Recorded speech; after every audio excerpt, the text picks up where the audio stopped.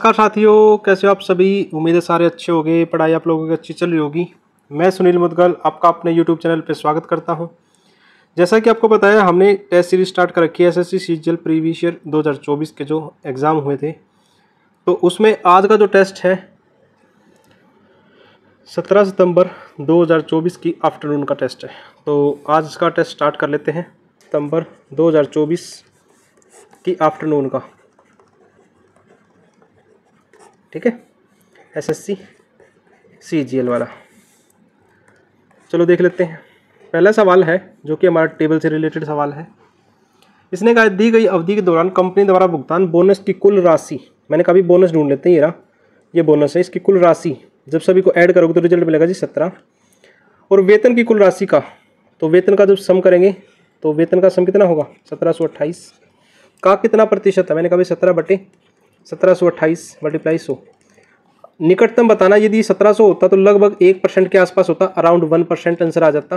तो 1% इसका सवाल का ठीक वाला आंसर हो जाएगा। यदि सॉल्यूशन पसंद आए तो वीडियो को लाइक और चैनल को सब्सक्राइब जरूर करें, साथ साथ में शेयर भी कर दें। जिन बच्चों के पास सॉल्यूशन नहीं पहुंच रहे वहाँ तक भी सॉल्यूशन पहुँचा दो। एक चुनाव में 2 उम्मीदवार खड़े थे, 80% मतदाताओं ने मत डाले। मैंने कहा मान लो 100% टोटल थे, 100 में से 80% ने वोट डाल दिए, 5% इनवैलिड हो गए। तो वैलिड वोट कितने हो गए। मैंने कहा जी वैलिड वोट हो गए 95%। एक को 70% मिला है, एक को 70% मिला और वो 36,480 वोटों से जीत गया। तो इसका मतलब दूसरे वाले को कितना मिलागा। मैंने कहा 30% मिला होगा। जो जीत हार का आंसर है वो 40% पे डिपेंड करेगा। तो मल्टीप्लाई 40/100 जो कि बराबर होगा 36,480 के। काट लेते हैं। ये 4 बार जाएगा, ये 5 बार जाएगा। 20 दूनी 40, 20 पंजे 100। ठीक है, 4 दूनी 8, 8 से काटेंगे तो 8 चौक 32, 8 पंजे 40, 8 छः 48 0। 5 से काटेंगे तो 19 बार और 5 से काटेंगे तो 20 बार। 19 से कम 19, 19 दूनी 38, 19 चौक 76। तो 100% की वो वोट कितने आ जाएंगे 5 25 25 दूनी 50 और यह आ जाएगा जी 1,20,000। ऑप्शन नंबर बी ठीक रहने वाला सवाल का आंसर।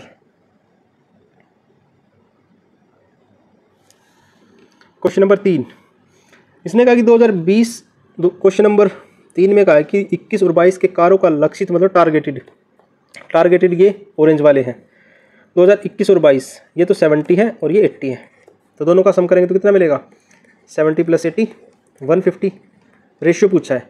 और 150 पूछा तो ऑप्शन नंबर ए नहीं हो सकता, ऑप्शन नंबर सी नहीं हो सकता, क्योंकि 150 का मतलब आगे 25 या 150 का कोई फैक्टर होना चाहिए। बाकी वालों को जोड़ूं। इसने कहा है कि 2019 से 22 तक वास्तविक, तो मैंने कहा भाई ये तो 36 है, ये 32 है, ये 59 है और ये 65 है। जब मैं सभी को ऐड करूं, इसको 36 को, 32 को, 59 को, 65 को, तो मुझे रिजल्ट मिलने वाला है 192। तो यहाँ लिख देते हैं 192। रेशियो बनाना चाहें तो 6 से काट दें, 6 से 25 बार और 6 × 18, 1 6 दूनी 12। तो ऑप्शन नंबर डी ठीक रहने वाला है। उम्मीद आपका भी आंसर यही आया होगा। क्वेश्चन नंबर 4, इसने कहा कि एम और एन 12 और 18 सेंटीमीटर त्रिज्या वाले 2 वर्त के केंद्र हैं।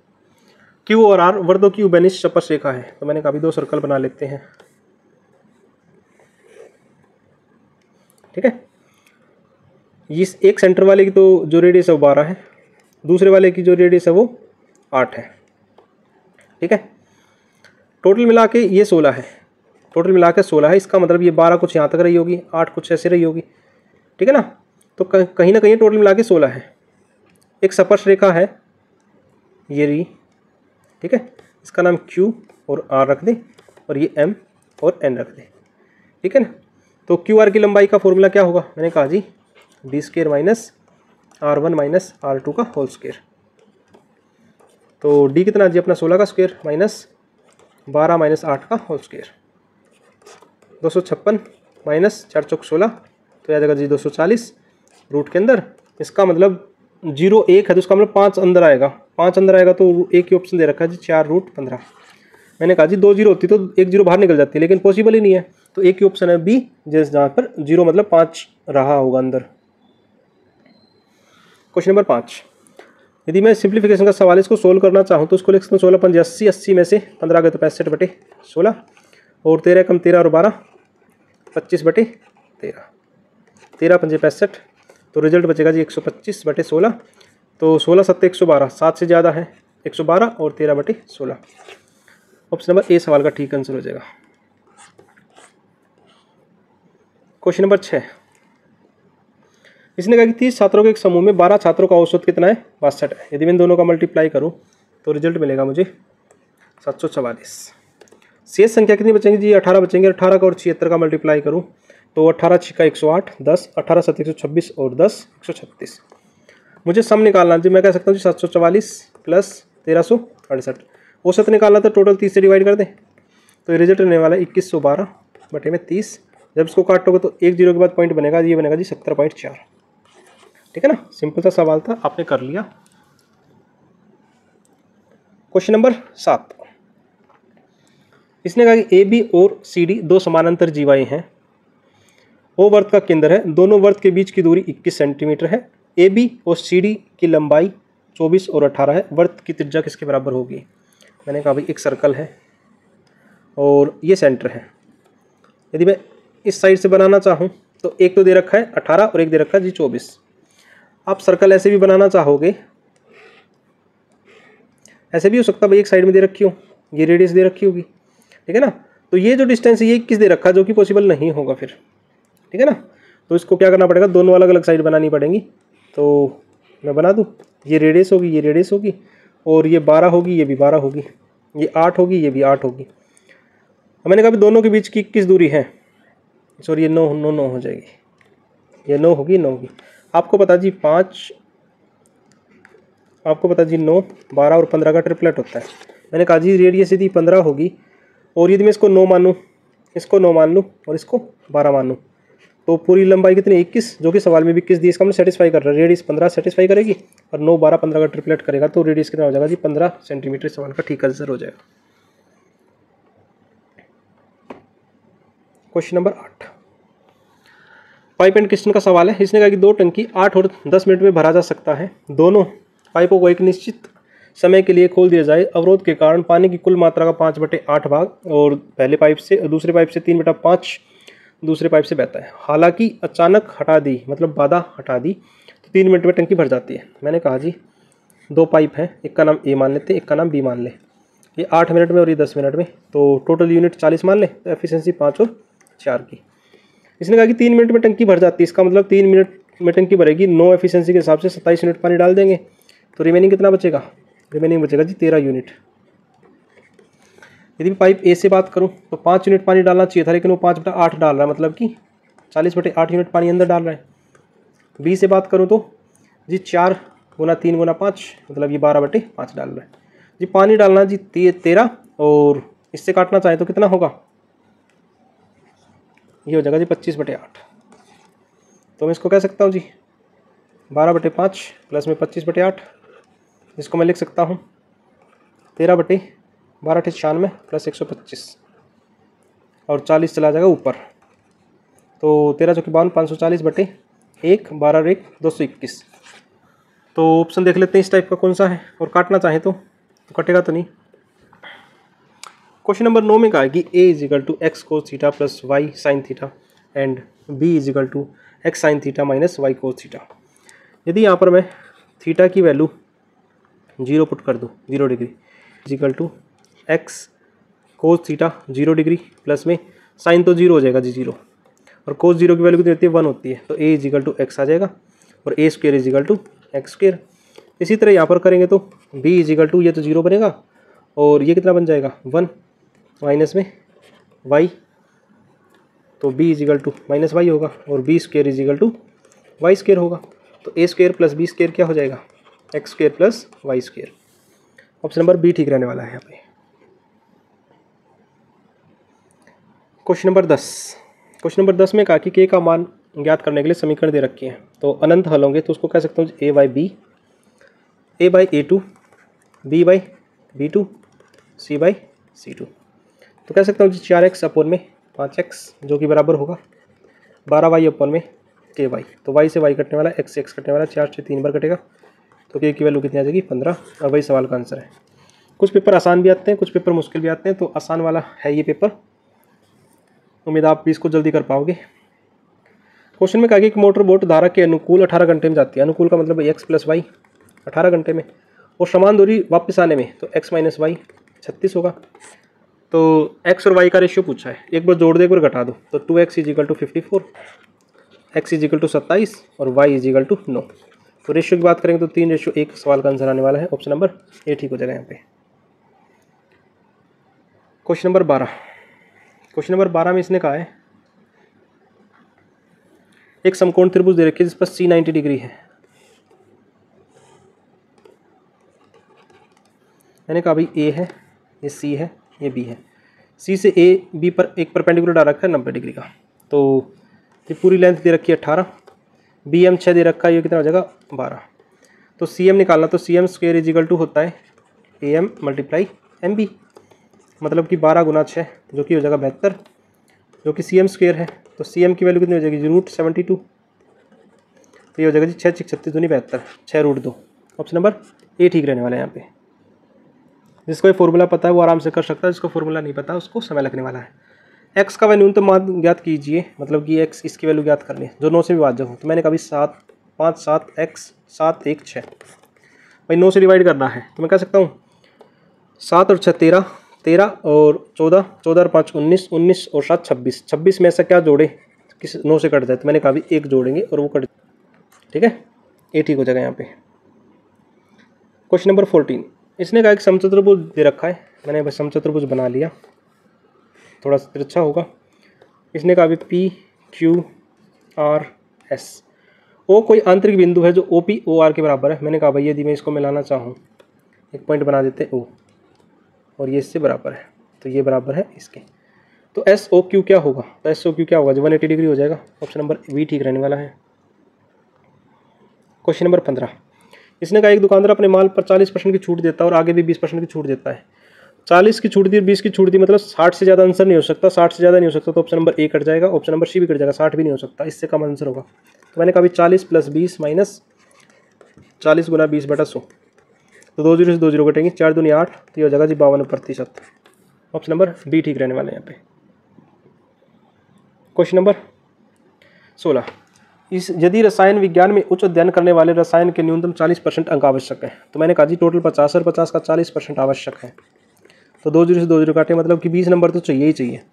तो उच्च अध्ययन करने वाले छात्र कितने होंगे, तो 20 नंबर वाले कितने होंगे, 20 वाले ये कितने जी रसायन में 66, और वही हमारे सवाल का आंसर है, ऑप्शन नंबर ए।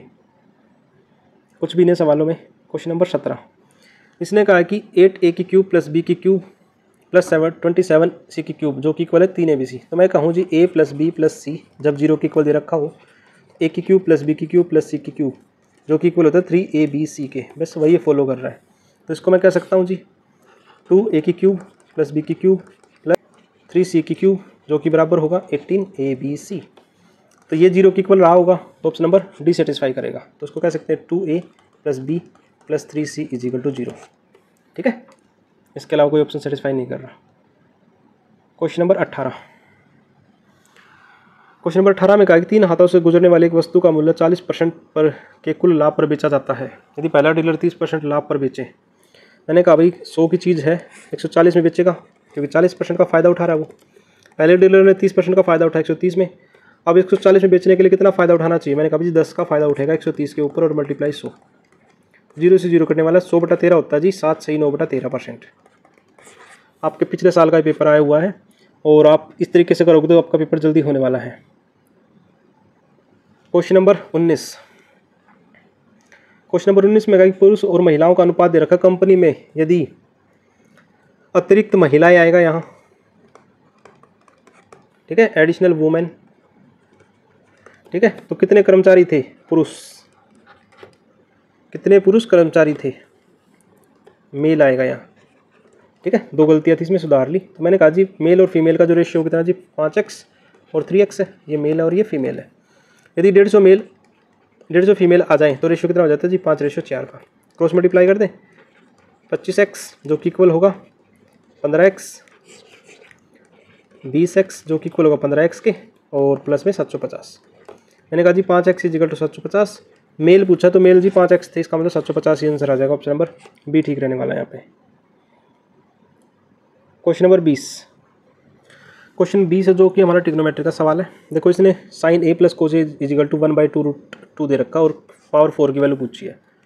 तो मैं इसको कह सकता हूँ जी साइन स्क्वायर ए प्लस में कोस स्क्वायर ए प्लस में 2 साइन ए कोस ए जो कि इक्वल होगा 1/2√2 का होल स्क्वायर, जिसको मैं कह सकता हूँ 1/8।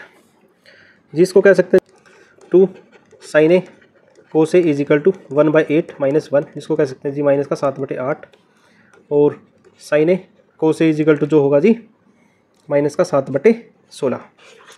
इसने पावर 4 पूछी है, इसका मतलब जो भी आंसर होगा वो नीचे 16 से कटने वाला होगा। 16 से कटने वाला एक ही ऑप्शन नंबर ए। पहला तरीका तो ये, बाकी दूसरा भी लगा सकते हैं, कोई दिक्कत नहीं है। मैंने कहा जी पावर 4 कब बनेगी? पावर 4 बनेगी जब साइन स्क्वायर ए प्लस में कोस स्क्वायर ए का स्क्वायर करूँ, तभी पॉसिबल है, जो कि इक्वल होता है 1 के। तो sine square cos square is equal to 1 के। तो इसको लिख सकता हूँ जी साइन की पावर 4 प्लस कोस की पावर 4, जो कि इक्वल होगा 1 माइनस 2 माइनस 7/16 का स्क्वायर। तो 1 और माइनस ये कितना हो जाएगा जी 98 अपॉन में 256, इसको लिख सकते हैं 256 माइनस 98 अपॉन में 256। इसको 158 अपॉन में 256 डिवाइड करेंगे तो कितना आ जाएगा 79 अपॉन में 128। देख लो, आपको जैसे जो सा तरीका ठीक लगे वो कर लो। क्वेश्चन नंबर 21 मैंने कहा भी 4 कोस 90 माइनस थीटा, इसको क्या कहा जा सकता है? आपको होगा जी इसको जी 90 माइनस है, 90 का मतलब चेंज होगा जी, किसको कह सकते हैं जी 4 साइन थीटा। आपको होगा जी हाँ, इसको क्या कह सकते हैं साइन क्यूब। ये जो है ये साइन स्क्वायर नहीं है, साइन क्यूब है, ठीक है। तो इसको यदि मैं चेंज करूँगा तो इसको कह सकते हैं जी कोस की पावर 3 थीटा माइनस इसको कह सकते हैं जी 4 कोस थीटा, और इसको कह सकते हैं साइन क्यूब थीटा। तो नीचे क्या होगा, नीचे वाली वैल्यू को मैं अलग कर लूँ। मैंने कहा जी कोस 90 प्लस 4 थीटा कहा जा सकता है, क्योंकि मैंने 2 से डिवाइड कर दिया। इसको चेंज करें तो क्या होगा जी साइन 4 थीटा। मैंने कहा जी साइन 4 थीटा बनेगा। अब जो भी इसका आंसर आएगा तो नेगेटिव आएगा पॉजिटिव आएगा, क्योंकि जीरो तो पॉसिबल है ही नहीं, क्योंकि ये दोनों एक दूसरे से कटेंगे नहीं। जब नहीं कटेंगे तो जीरो तो पॉसिबल है नहीं, तो जीरो पॉसिबल नहीं है, तो इसका आंसर 1 पॉसिबल है। फिर भी इसको कर लेते हैं। मैंने इसमें से यदि साइन और कोस कॉमन ले लूँ, मैंने कहा भी 4 भी कॉमन ले लेते हैं, साइन और कोस कॉमन ले ले तो अंदर क्या बचेगा जी cos square minus sine square theta. आपको जी हाँ, इसको मैं कह सकता हूँ जी। और नीचे कितना बचेगा साइन 4 थीटा, इसको मैं लिख सकता हूँ जी 4 साइन थीटा कोस थीटा। एक फॉर्मूला आपने पढ़ा होगा, साइन 2 थीटा हो जाता है जी 2 साइन थीटा कोस थीटा। यदि मैं ऊपर नीचे 2 से डिवाइड कर दूँ तो इसको मैं क्या लिख सकता हूँ, इसको मैं लिख सकता हूँ 4 मल्टीप्लाई 1/2 साइन 2 थीटा, ठीक है। और cos square theta minus sine square theta को लिख सकते हैं कोस 2 थीटा। आपको जी हाँ जी 2 से 2 काट दो तो रिजल्ट बचेगा जी 4, तो रिजल्ट बचेगा साइन 4 थीटा, और ये 4 थीटा था ही तो साइन 4 थीटा, तो दोनों से दोनों कटेंगे तो रिजल्ट बचेगा जी 1, और वही सवाल का आंसर है, ठीक है। क्वेश्चन नंबर 22 यदि यहाँ पर ए की वैल्यू 1 पुट करोगे तो यहाँ से रिजल्ट मिलेगा जी 3। ऑप्शन नंबर ए ठीक रहने वाला है यहाँ पे। क्वेश्चन नंबर 23 इसने कहा है कि 1.5 साल में 1040 जो कि 1230 हो जाते हैं, तो मैंने कहा जो ब्याज होगा वो हमारा कितना होगा जी 1040 और इनका तो 0, 9 और 190। ब्याज कितना हो जाएगा 190 ब्याज हुआ है किसके ऊपर 1040 के ऊपर, और 1.5 साल का मतलब 3/2, और परसेंटेज हटाएंगे तो 2 0, और मुझे रेट निकालना है तो 0 से 0 कटने वाला है, और कर लेते हैं। 2 से कितनी बार कटेगा 2 पंजे 10, 2 दूनी 4, 2 से कितनी बार कटेगा 26 बार, और 2 से कितनी बार कटेगा 5 बार, 2 से कितनी बार कटेगा 95 बार, 2 से कटेगा 13 बार, तो 5 5 25 5 45 और 2 47, तो 475/39। इसको लिख सकते हैं 12 सही 7/39%। इस सवाल का ठीक वाला आंसर हो जाएगा, ठीक है। आपको जी ठीक है। क्वेश्चन नंबर 24 क्वेश्चन नंबर 24 का है उन वर्षों की संख्या कितनी हो जो सी प्रकार के बाइक के उत्पादन सभी वर्षों में ए प्रकार की बाइक के उत्पादन से कम है। तो मैं कहूँ ए का जो टोटल उत्पादन है, मैंने कहा भी ए का जो टोटल उत्पादन है वो कितना है, जब सभी को जोड़ेंगे तो 150 और 200 300 तो 500 और 300 800, और 800 में जो हमने नहीं जोड़ा वो टोटल मिला के हो जाएगा 912।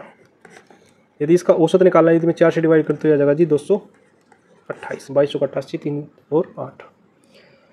सी प्रकार के उत्पादन कितनी, मतलब उन वर्षों की संख्या कितनी है जो सी प्रकार की बाइक के उत्पादन ए से औसत से कम है।